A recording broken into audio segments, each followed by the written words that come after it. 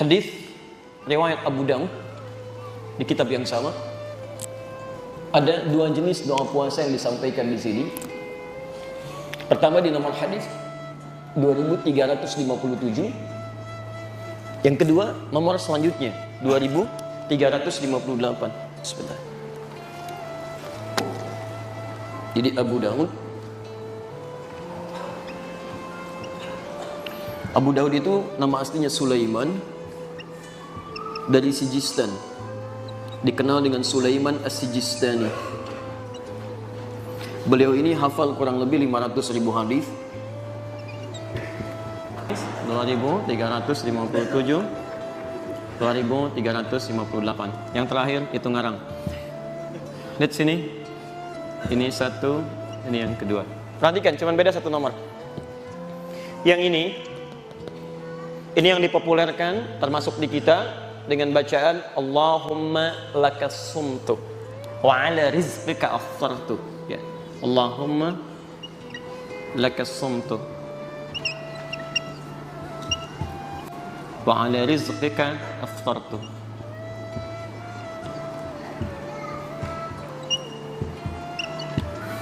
Kus, pernah dengar doa ini?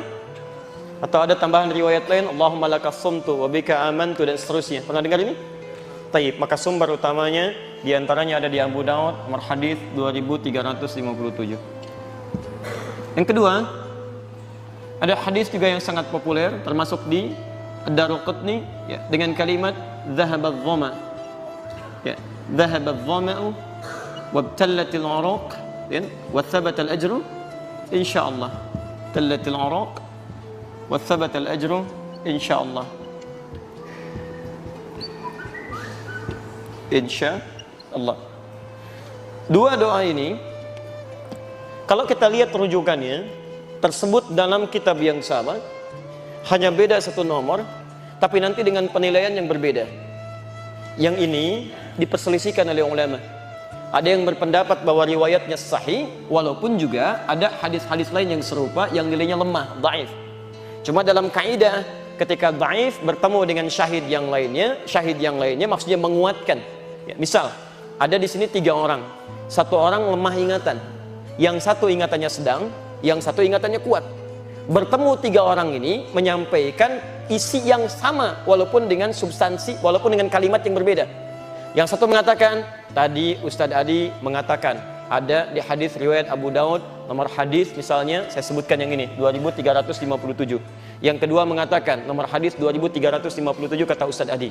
Yang ketiga mengatakan di Abu Daud ada doa puasa yang Allahumma lakas sumtu. Isinya sama tidak? Cuma dengan kalimat yang berbeda. Paham sampai sini? Baik, maka pendapat pertama mengatakan bahwa doa ini pun bisa digunakan, dipandang baik karena dikuatkan oleh dalil-dalil yang lainnya, walaupun statusnya diperselisihkan. Ada yang menyebut di sini sahih, ada yang menyebut di sini dhaif. Paham sampai sini? Baik, ini satu. Yang kedua, doa yang ini juga tercantum dalam Abu Daud, termasuk di beberapa kitab yang lainnya. Statusnya ini tidak diperselisihkan, sepakat di dalamnya bahwa dia sahih statusnya. Tidak banyak masalah di sini. Ini sahih, tidak banyak persoalan.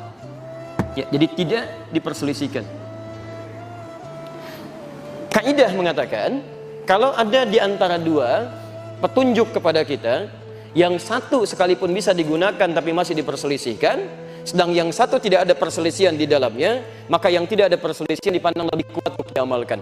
Jadi kalau Anda tanya kepada saya, mana yang digunakan? Maka saya mengatakan, sekalipun yang ini bisa dibacakan, tapi saya memilih yang ini untuk lebih diutamakan. Paham sampai sini? Maka saya katakan, dhahabadh dhama wabtallatil uruq wa thabatul ajru insyaallah. Paham sampai sini? Tapi kalau ada yang mengatakan Allahumma lakas sumtu pun, kita juga tidak harus menyalahkan, karena sandaran dia ada, tapi kita katakan status hadisnya lebih lemah dibandingkan dengan yang ini. Paham sampai sini? Baik, jadi kalau saya katakan, boleh nggak saya baca Allahumma lakas sumtu? Kalau tidak tahu katakan Allahu a'lam. Baik ya. Boleh nggak saya baca Allahumma lakas sumtu?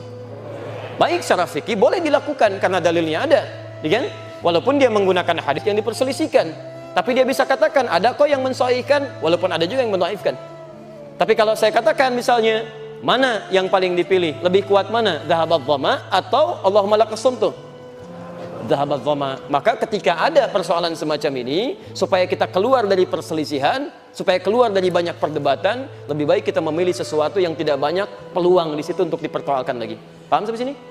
Nah, jadi saya secara pribadi lebih menggunakan yang ini dibandingkan dengan yang ini.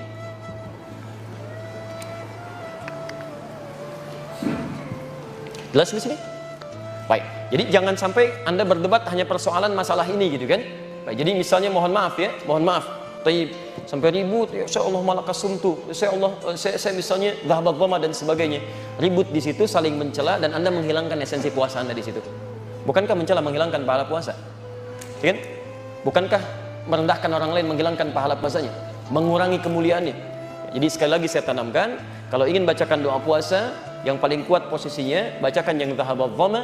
Tapi kalau ada yang membacakan Allah malakasumtu, itu pun pilihan yang bersangkutan. Kita tidak harus mencela atau merendahkannya. Paham di sini? Baik. Yang salah? Yang tidak berdoa pun sebenarnya nggak salah-salah juga gitu kan. Ketika dia makan, batal puasanya. Cuma dia kehilangan bagian dari sunnahnya. Lihat sampai sini ya. Jadi nggak baca doa aja nggak salah. Cuma dia tidak mendapatkan pahala sunnahnya. Jadi kenapa Anda kemudian mencela orang baca doa? Paham sampai sini? Baik.